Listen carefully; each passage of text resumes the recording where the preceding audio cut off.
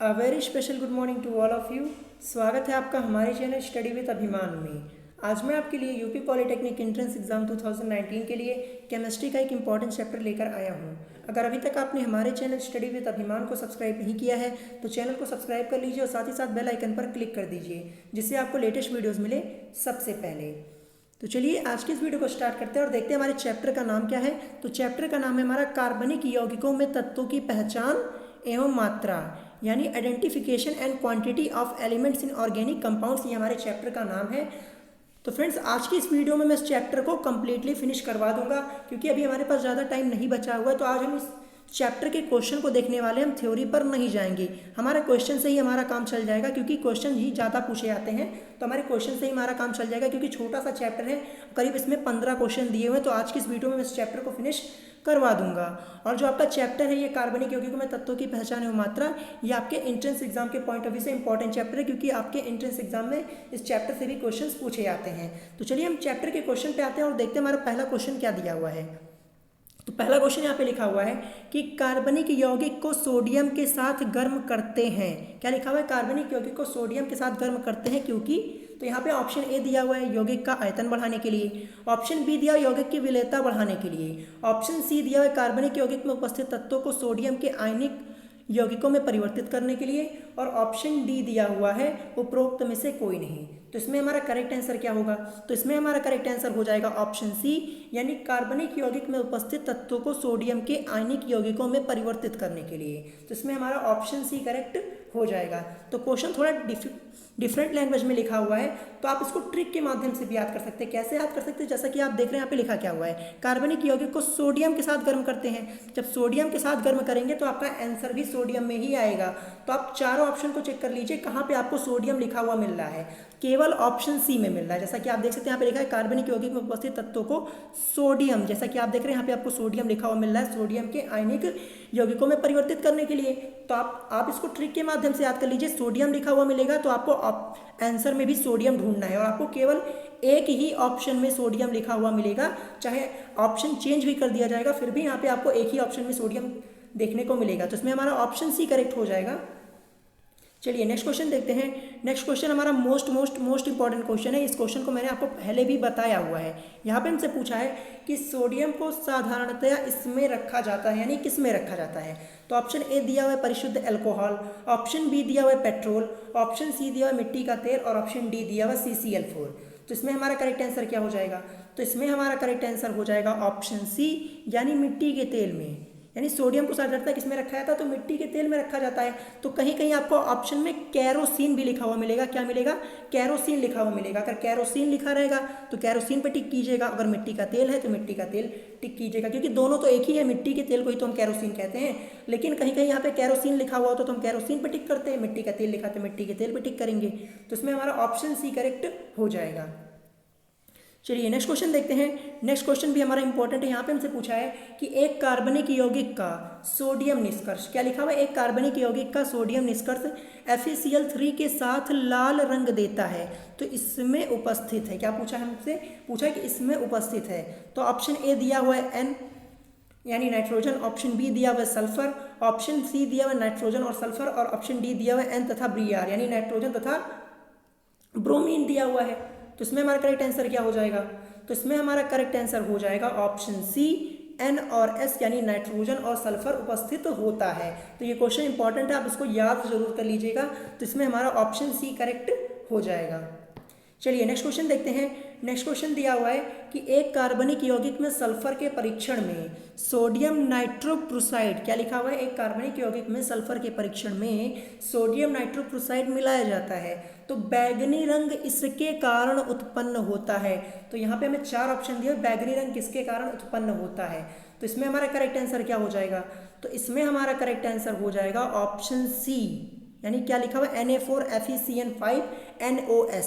तो अब इसका नाम क्या होता है? तो जैसा कि आप देख सकते हैं मैंने यहाँ पे लिखा हुआ है, यहाँ पे नीचे दिया हुआ है तो आप इसको देख सकते हैं। यहाँ पे लिखा हुआ है कि सोडियम निष्कर्ष में सोडियम नाइट्रोक्लोराइड विलयन मिलाने पर बैगनी रंग आता है। और बैगनी रंग किसके कारण आता है? इसके कारण, जैसे कि यहाँ पे लिखा हुआ है Na4FeCN5NOS। अब इसको कहते क्या है? इसको कहते हैं सोडियम थायो, क्या कहते हैं?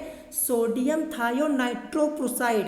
तो इसका नाम क्या है? जो हमारा ऑप्शन सी में दिया हुआ इसका नाम क्या है, इसका नाम है सोडियम थायोनाइट्रोक्लोराइड है, ये इसका नाम है। तो थोड़ा क्वेश्चन ये हमारा टफ है, इसको याद करने में आपको दिक्कत हो सकती है, लेकिन इसको याद जरूर कर लीजिएगा क्योंकि ऐसे ही क्वेश्चन आपके एंट्रेंस एग्जाम में पूछ लिए जाते हैं। और जैसा कि आप देख रहे हैं बैगनी रंग भी यहाँ पे लिखा हुआ, तो यही आपका क्वेश्चन था, यही तो आपका क्वेश्चन था। क्वेश्चन में आपसे पूछा था कि एक कार्बनिक यौगिक में सल्फर के परीक्षण में सोडियम नाइट्रोक्लोराइड मिलाया जाता है, बैगनी रंग इसके कारण उत्पन्न होता है, नहीं किसके कारण, तो ये हमारा क्या हो गया, ये हमारा हो गया ऑप्शन सी। तो आशा करता हूँ आप इस क्वेश्चन को याद जरूर कर लेंगे, थोड़ा टफ है मैं भी जानता हूँ, लेकिन याद जरूर कर लीजिएगा, इसमें हमारा ऑप्शन सी करेक्ट हो जाएगा। चलिए नेक्स्ट क्वेश्चन देखते हैं। नेक्स्ट क्वेश्चन दिया हुआ है और ये हमारा मोस्ट इंपॉर्टेंट क्वेश्चन है। क्या है, मोस्ट इंपॉर्टेंट क्वेश्चन। यहाँ पे हमसे पूछा है कि नाइट्रोजन के लैसग्ने परीक्षण में जो यौगिक सकारात्मक साक्ष्य नहीं देता वह है। क्या पूछा है हमसे, यहाँ पे हमसे पूछा है कि नाइट्रोजन के लैसग्ने परीक्षण में जो यौगिक सकारात्मक साक्ष्य नहीं देता वह है। तो ऑप्शन ए दिया हुआ है यूरिया, ऑप्शन बी दिया हुआ है हाइड्रोजीन, ऑप्शन सी दिया हुआ है ग्लाइसिन और ऑप्शन डी दिया फेनिल हाइड्रोजीन। तो इसमें हमारा करेक्ट आंसर क्या हो जाएगा, तो इसमें हमारा करेक्ट आंसर हो जाएगा ऑप्शन बी यानी हाइड्रोजीन। तो कौन सा यौगिक जो सकारात्मक साक्ष्य नहीं देता, तो वो है हाइड्रोजीन। तो इसमें हमारा ऑप्शन बी करेक्ट हो जाएगा। चलिए नेक्स्ट क्वेश्चन देखते हैं और नेक्स्ट क्वेश्चन हमारा मोस्ट इंपॉर्टेंट है। और जैसा कि आप देख रहे हैं ये पॉलिटेक्निक एंट्रेंस एग्जाम 2008 और 2010 दो बार पूछा गया है, तो ये क्वेश्चन इंपॉर्टेंट हो जाता है हमारा। तो यहाँ पे हमसे पूछा है कि ड्यूमा विधि प्रयोग की जाती है। क्या पूछा है हमसे, यहाँ पे हमसे पूछा है कि ड्यूमा विधि प्रयोग की जाती है। ऑप्शन ए दिया हुआ नाइट्रोजन की गुणता की पहचान के लिए, यानी नाइट्रोजन की गुणवत्ता की पहचान के लिए। ऑप्शन बी दिया हुआ है नाइट्रोजन की मात्रा के अनुमान के लिए। ऑप्शन सी दिया हुआ है हैलोजन की पहचान के लिए। ऑप्शन डी दिया हुआ उपरोक्त में से कोई नहीं। तो इसमें हमारा करेक्ट आंसर क्या हो जाएगा, तो इसमें हमारा करेक्ट आंसर हो जाएगा ऑप्शन बी यानी नाइट्रोजन की मात्रा के अनुमान के लिए। ड्यूमा विधि क्यों प्रयोग की जाती है, तो ड्यूमा विधि हमारी प्रयोग की जाती है नाइट्रोजन की मात्रा के अनुमान के लिए। तो फ्रेंड्स मैंने आपको थ्योरी तो बताई नहीं है ड्यूमा विधि होती क्या है। तो ये ड्यूमा विधि बहुत ही लंबी प्रोसेस है, अगर मैं इसको पढ़ाने जाऊंगा तो बहुत ही टाइम हमारा वेस्ट हो जाएगा, क्योंकि हमारे पास इतना टाइम नहीं है। तो आप क्वेश्चन को ही याद कर लीजिएगा, ये आपके लिए ज़्यादा बेटर होगा। तो इसमें हमारा ऑप्शन भी करेक्ट हो जाएगा, यानी नाइट्रोजन की मात्रा के अनुमान के लिए। और ये क्वेश्चन हमारा मोस्ट इंपॉर्टेंट है, जैसा कि आप देख सकते हैं दो बार पूछा गया है, तो हो सकता है इस बार भी पूछ लिया जाए, तो आप इसको याद जरूर कर लीजिएगा। चलिए नेक्स्ट क्वेश्चन देखते हैं। नेक्स्ट क्वेश्चन दिया हुआ है कि कार्बनिक यौगिकों में हैलोजनों का निर्धारण किस विधि द्वारा किया जाता है। तो ये हमारा मोस्ट इंपॉर्टेंट क्वेश्चन है और अभी तक पूछा नहीं गया। अगर पूछा नहीं गया तो इस बार पूछा जा सकता है, क्योंकि फ्रेंड्स हमारे वही क्वेश्चन पूछे जाते हैं आपके एंट्रेंस एग्जाम में जो कभी ज़्यादा पूछे नहीं जाते। जैसे लास्ट ईयर पेपर जो हमारा हुआ था, जितने क्वेश्चन आए थे कोई भी क्वेश्चन प्रीवियस ईयर का रिपीट नहीं हुआ था, एक दो क्वेश्चन छोड़ के कोई क्वेश्चन रिपीट नहीं हुआ था। तो आप इसको अच्छे से जरूर याद कर लीजिएगा।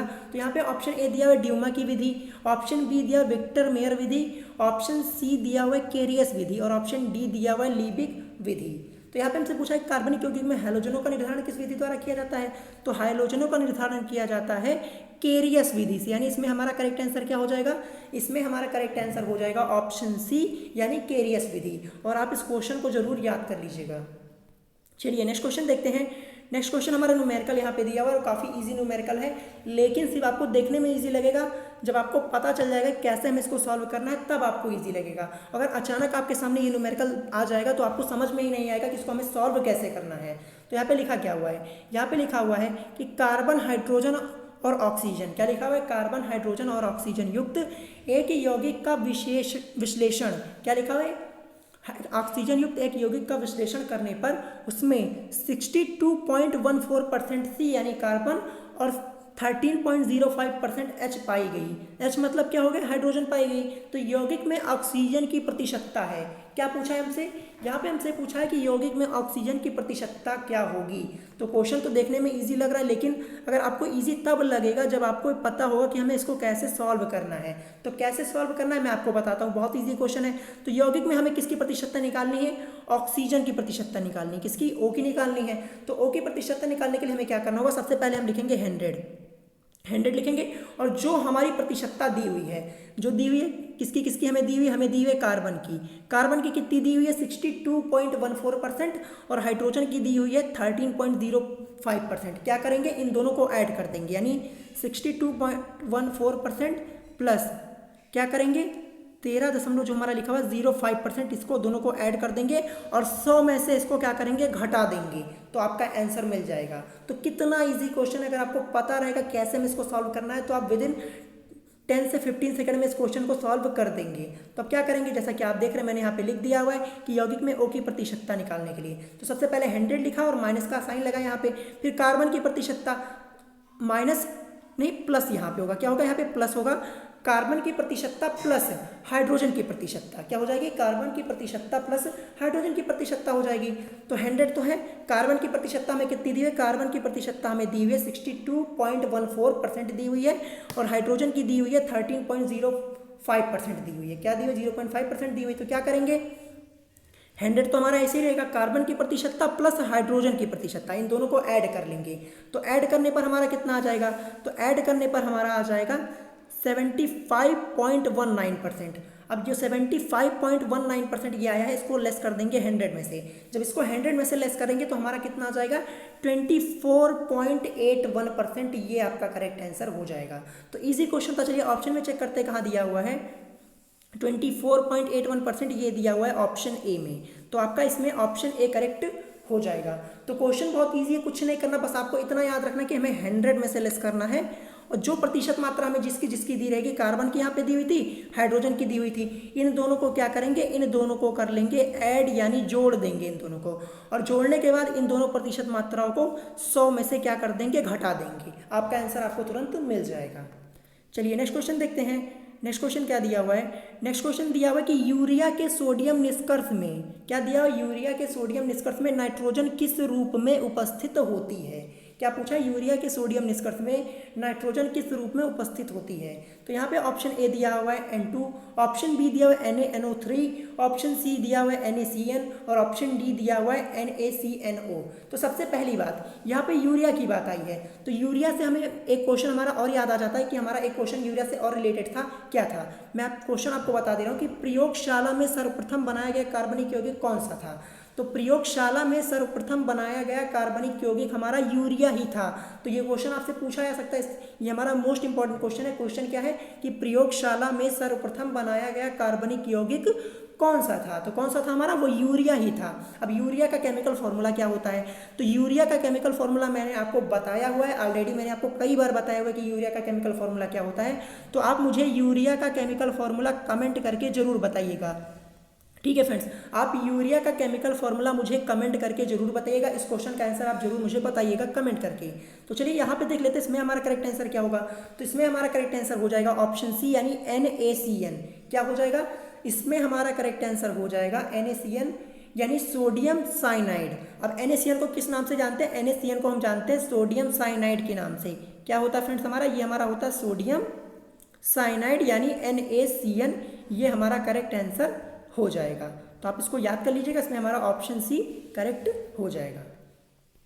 चलिए नेक्स्ट क्वेश्चन देखते हैं। नेक्स्ट क्वेश्चन दिया हुआ है कि एक कार्बनिक यौगिक के सोडियम निष्कर्ष को, क्या लिखा हुआ है, एक कार्बनिक यौगिक के सोडियम निष्कर्ष को फेरस सल्फेट के साथ उबाल कर ठंडा करके तनु सल्फ्यूरिक अम्ल द्वारा अम्लीय करने पर नीला विलयन प्राप्त हुआ। क्या प्राप्त हुआ, हमें क्या प्राप्त हुआ, हमें नीला विलयन प्राप्त हुआ। तो विलयन का नीला रंग किस पदार्थ के बनने के कारण है।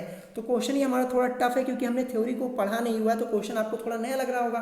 तो यहाँ पे ऑप्शन ए दिया हुआ है NaCN, ऑप्शन बी दिया हुआ है Na4FeCN6, ऑप्शन सी दिया हुआ है Fe4FeCN6 का होल थ्राइस यहाँ पे लगा हुआ है, और ऑप्शन डी दिया हुआ है Fe3FeCN6 का होल ट्वाइस लगा हुआ है। तो इसमें हमारा करेक्ट आंसर क्या हो जाएगा, तो इसमें हमारा करेक्ट आंसर हो जाएगा ऑप्शन सी, यानी Fe4FeCN6 का होल थ्राइस। अब इसका नाम क्या है, तो इसका नाम है फेरिक फेरोसाइनाइड। इसको हम किस नाम से जानते हैं, इसको हम जानते हैं फेरिक फेरोसाइनाइड के नाम से। किस नाम से जानते हैं, फेरिक, मैं आपको लिख के दिखा दे रहा हूँ, फेरिक फेरोसाइनाइड के नाम से इसको हम जानते हैं। इसका नाम क्या है, इसका नाम है फेरिक फेरोसाइनाइड, ये इसका नाम है। तो इसमें हमारा ऑप्शन सी करेक्ट हो जाएगा। तो मैं आपसे कहूँगा इस क्वेश्चन को याद ही कर लीजिएगा क्योंकि हमने थ्योरी को पढ़ा नहीं हुआ, क्योंकि हमारे पास टाइम कम है, तो आप इसको याद कर लीजिएगा, ज़्यादा बेटर होगा। तो इसमें हमारा ऑप्शन सी करेक्ट हो जाएगा। चलिए नेक्स्ट क्वेश्चन देखते हैं।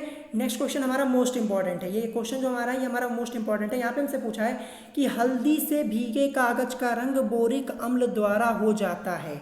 क्या पूछा है हमसे यहाँ पे पूछा है कि हल्दी से भीगे कागज का रंग बोरिक अम्ल द्वारा हो जाता है। तो इसमें हमारा ऑप्शन ए दिया हुआ है भूरा, ऑप्शन बी दिया हुआ है काला, ऑप्शन सी दिया हुआ है नीला और ऑप्शन डी दिया हुआ है लाल। तो इसमें हमारा करेक्ट आंसर क्या हो जाएगा? इसमें हमारा करेक्ट आंसर हो जाएगा ऑप्शन ए यानी भूरा हो जाता है। क्या हो जाता है? भूरा हो जाता है। तो यहाँ पे बोरिक लिखा हुआ है, बोरिक बो बा और भा, बा लिखा हुआ है ना यहाँ पे बा, और हमारा आंसर क्या है? भूरा है। तो जैसा कि आप देख रहे हैं हमें थोड़ा सा आवाज़ तो आ रहा है ना, बोरिक हमने बा और भूरा, ये इसका करेक्ट आंसर है। तो आप इसको कनेक्ट करके याद कर लीजिएगा, बोरिक और भूरा ये दोनों आप कनेक्ट कर लीजिएगा, आपका आंसर गलत नहीं होगा। क्योंकि चाहे जितना याद कर लीजिए आप भूल जाते हैं, अगर ट्रिक से याद करेंगे तो आपको याद रहेगा। तो इसमें हमारा ऑप्शन ए करेक्ट हो जाएगा यानी भूरा। चलिए नेक्स्ट क्वेश्चन देखते हैं। नेक्स्ट क्वेश्चन दिया हुआ है कि सोडियम निष्कर्ष से नाइट्रोजन के परीक्षण में नीला रंग होता है। क्या पूछा हमसे? यहाँ पे पूछा है कि सोडियम निष्कर्ष से नाइट्रोजन के परीक्षण में नीला रंग होता है। तो जैसा कि आप देख सकते हैं ये आपके पॉलिटेक्निक एंट्रेंस एग्जाम 2014 में पूछा गया है। तो ऑप्शन ए दिया हुआ है फेरिक थायोसाइनेट, ऑप्शन बी दिया है प्रशियन नीला, ऑप्शन सी दिया हुआ है फेरोफेरिक साइनाइड और ऑप्शन डी दिया हुआ है सोडियम थायोनाइट्रोपुसाइड दिया हुआ है। तो इसमें हमारा करेक्ट आंसर क्या हो जाएगा? तो इसमें हमारा करेक्ट आंसर हो जाएगा ऑप्शन बी यानी प्रशियन नीला होता है। यानी सोडियम निष्कर्ष से नाइट्रोजन के परीक्षण में नीला रंग क्या होता है? ये हमारा होता है प्रशियन नीला होता है। तो परीक्षण में नीला रंग पूछा हुआ है, आंसर में भी आपका नीला आ रहा है, तो बस आपको ऑप्शन में यही देखना होगा कि कहाँ पे नीला लिखा हुआ है, प्रशियन नीला हो जाएगा हमारा करेक्ट आंसर। तो इसमें हमारा ऑप्शन बी करेक्ट हो जाएगा। चलिए नेक्स्ट क्वेश्चन देखते हैं। नेक्स्ट क्वेश्चन दिया हुआ है कि कार्बनिक यौगिकों के गुणात्मक विश्लेषण के लसगने परीक्षण में सोडियम नाइट्रोक्साइड के साथ बैंगनी रंग इसकी उपस्थिति प्रकट करता है, यानी किसकी उपस्थिति प्रकट करता है? तो ऑप्शन ए दिया हुआ है नाइट्रोजन, ऑप्शन बी दिया हुआ है गंधक, ऑप्शन सी दिया हुआ है ऑक्सीजन और ऑप्शन डी दिया हुआ है हाइड्रोजन। तो इसमें हमारा करेक्ट आंसर क्या हो जाएगा? ऑप्शन डी हमें हैलोजन दिया हुआ है, तो इसमें हमारा करेक्ट आंसर हो जाएगा ऑप्शन बी यानी गंधक। अब गंधक क्या होता है? गंधक भैया हम सल्फर को कहते हैं। क्या कहते हैं? गंधक हमारा क्या होता है? जो हमारा सल्फर होता है उसी को हम क्या कहते हैं? उसी को हम गंधक कहते हैं। तो इसमें हमारा ऑप्शन बी करेक्ट हो जाएगा। चलिए नेक्स्ट क्वेश्चन देखते हैं। नेक्स्ट क्वेश्चन दिया हुआ है कि जेल्डाल विधि निम्न में से किसके लिए प्रयोग की जाती है? तो ये भी हमारा इंपॉर्टेंट क्वेश्चन है। यहाँ पे हमसे पूछा है कि जेल्डाल विधि निम्न में से किसके लिए प्रयोग की जाती है? ऑप्शन ए दिया अमोनिया की गुणवत्ता के पहचान के लिए, ऑप्शन बी दिया नाइट्रोजन की गुणवत्ता की पहचान के लिए, ऑप्शन सी दिया नाइट्रोजन की मात्रा के अनुमान के लिए और ऑप्शन डी दिया हैलोजन की पहचान के लिए। तो इसमें हमारा करेक्ट आंसर क्या हो जाएगा? तो इसमें हमारा करेक्ट आंसर हो जाएगा ऑप्शन बी यानी नाइट्रोजन की गुणवत्ता की पहचान के लिए। जेल्डाल विधि निम्न से किसके लिए प्रयोग की जाती है? तो नाइट्रोजन की गुणवत्ता की पहचान के लिए इस विधि का यूज़ किया जाता है। तो इसमें हमारा ऑप्शन बी करेक्ट हो जाएगा। तो चलिए आज के इस चैप्टर का लास्ट क्वेश्चन देखते हैं। लास्ट क्वेश्चन क्या दिया हुआ है? लास्ट क्वेश्चन हमारा, इससे पहले हमने एक क्वेश्चन इसी से रिलेटेड सॉल्व किया था। यहाँ पे हमसे दिया हुआ है कि कार्बन हाइड्रोजन और ऑक्सीजन युक्त, क्या लिखा हुआ है? कार्बन हाइड्रोजन और ऑक्सीजन युक्त एक यौगिक का विश्लेषण करने पर उसमें 52.17% कार्बन यानी सी और 13.04% क्या दिया हुआ है? H पाएगी यानी हाइड्रोजन पाएगी। तो यौगिक में ऑक्सीजन की प्रतिशतता क्या होगी? तो इस क्वेश्चन को सॉल्व कैसे करेंगे मैंने आपको ऊपर ही बता दिया था। क्या करना है? सबसे पहले 100 लिखेंगे, इसमें से लेस करेंगे क्या? जो हमारी प्रतिशतता दी हुई कार्बन की और प्लस हाइड्रोजन की, तो 52.17% प्लस 13.04%, इन दोनों को ऐड कर लेंगे। ऐड करने पे जो हमारा आएगा 100 में से इसको लेस कर देंगे। तो चलिए देखते हैं। तो यौगिक में O की प्रतिशतता निकालने के लिए 100 माइनस कार्बन की प्रतिशतता प्लस हाइड्रोजन की प्रतिशतता, तो 100 माइनस 100 तो हमारा ऐसे रहेगा। कार्बन की प्रतिशतता हमें दी हुई 52.17% और हाइड्रोजन की हमें दी हुई है 13.04% ये दी हुई है। इन दोनों को ऐड करेंगे। ऐड करने पर जो हमारा आएगा 100 में से इसको लेस कर देंगे और लेस करने पर हमारा क्या जाएगा? 34.79%। ये आपका करेक्ट आंसर हो जाएगा।